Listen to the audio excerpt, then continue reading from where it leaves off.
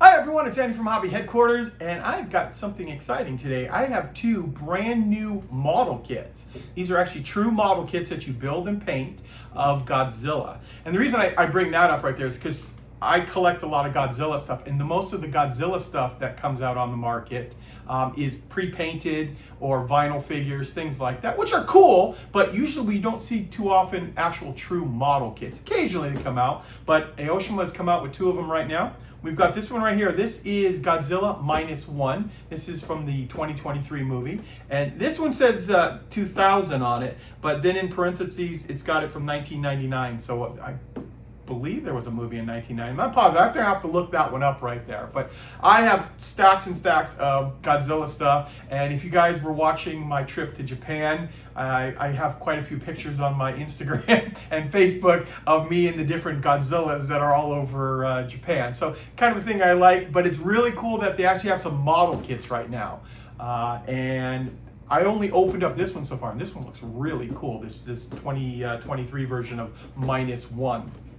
So what I'm going to do today is I'm going to open these up over on the bench over there and show you the parts inside. These are available right now. They're on our website, andyshhq.com. You don't have to wait for a pre-order or anything like that. They're actually in stock right now and ready to ship. So if you're interested in Godzilla and you want to do a model kit of it, we've got them right here for you there.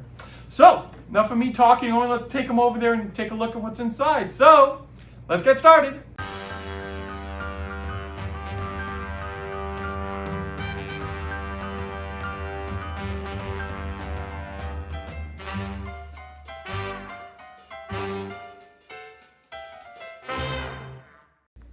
Okay, let's jump in. We're first going to look at this model right here. So this is the Godzilla -1. That's what this stands for right here. This is from the 2023 movie that came out just a couple of years ago. I personally liked it quite a bit. I'm probably most interested in this particular build right here. I have a couple of actual big pre-built Godzillas from this movie, so I think this would be another great one for me to add to my Godzilla collection because of that right there. It was a good movie all around, and from what I understand, there's a part 2 of this coming out, so very excited about that. Now, as we go into this packaging right here, all of these are designed to be snap-together kits, although if I was putting this together, more than likely, I think I would probably snap it together, and then using pressure, I would glue it as well with like a liquid part cement, just to keep the seams very, very tight. Then of course all that can be fit together and sanded and cleaned up right there. So you have a really nice looking model. But someone who wanted to just go ahead and snap it all together, throw a quick paint job on it, lots of dry brushing, you're going to see by the parts, will really take dry brushing really well. So I think with that you could really come up with a really nice looking display piece. Okay, having said all that, let's open this up and look at the plastic parts inside. Okay, so we're going to jump right in with the sprues here. And the first batch of sprues we're going to take a look at are all the individual spikes on Godzilla here. So there's actually a couple thoughts on this. So clearly, if you're just doing them in his regular type of mode where these are not all glowing from radiation, you would put them in place, paint them the regular body color, and then of course just do your dry brushing on it as I show you these. Or, I don't know if you guys have seen, and if you haven't, you should look it up. There is a way that the Warhammer guys, when are painting the figures, and they have that radiation kind of glow from their weapons, where they're using regular paint, they get a really cool effect to make these things look like they were coming alive. And you could do it in some different colors. It basically starts off by painting them white and then using the different layers of color of paint around it, but still letting a lot of the white show through to give it that effect that it's glowing. It's definitely, go on YouTube and look that up. I think you'll be very impressed with the way that look happens. And I think this would be a perfect opportunity to try that out on the Godzilla spikes, if you wanted to on that. And then there is a decent amount of plastic inside here. Lots of detail in the actual spikes. So this is why I think this would take dry brushing really well, or really make all of this detail pop. And when I was saying a decent number of parts too, remember this is probably going to go together pretty quickly because this is a snap together kit and with lots of connection points. So with that being said, I think you can really push this together and probably knock it out pretty quickly. I think weathering and detailing is what would take most of your time up. here's our center body piece, which has got this big centerpiece here to give it rigidity to the frame, and sides of the body, because your legs are going to attach here, your arms are going to attach here. Let's see what else we've got here. Some random Godzilla parts on that little sprue there. And then we have our leg sprues. So you see his big feet there. And of course parts of the leg. There you go. So you're going to get a left and right version of that. And then here's part of the back for the dorsal spines we're going to go. So you see all the little connection points. So if you wanted to do those things, because I think they'll just fit into place very easily there, that's all that kind of stuff you can paint separately and do all the weathering and painting on this here, and then slide those radiation spikes into the back. If you're doing that glowing form, I think it would make it a lot easier.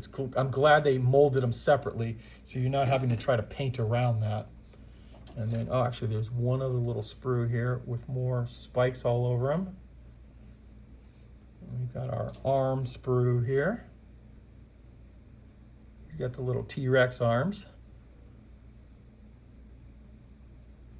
There we go. And the last sprue is part of his tail. So you saw all those parts there just in a nutshell. I don't think it'd be very difficult at all to put this together, of course, but something that can be done rather quickly and just spend most of the time on painting and weathering. So let me move this just a little bit, show you the instructions on it. We won't spend too much time on this because, just like I said, it's going to go together pretty quickly. Got just like, I think, 4 pages total of instructions. Yeah.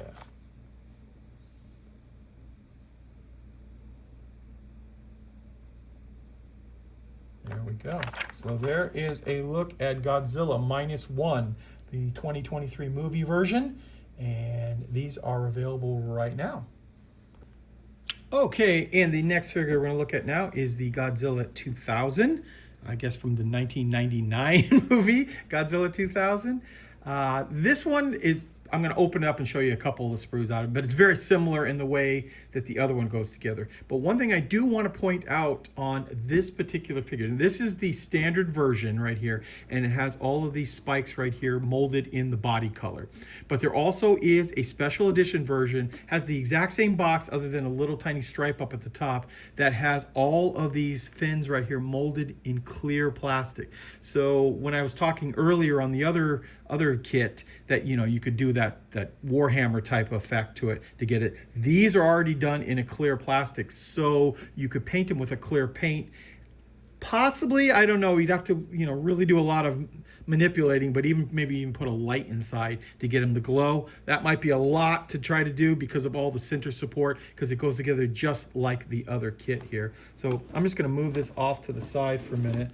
And I've got just a couple of the parts open up. And just like the other version, the only difference is this is all molded in black. Of course, the shape is different because the Godzilla himself is molded differently. So, but it's going to go together the same way as the other one did, and it's got an equally number of parts as the other kit does too. I think it's like 7 sprues inside. So if you're interested in this, some of the detailing is even a little bit finer on this one, some of the scaling.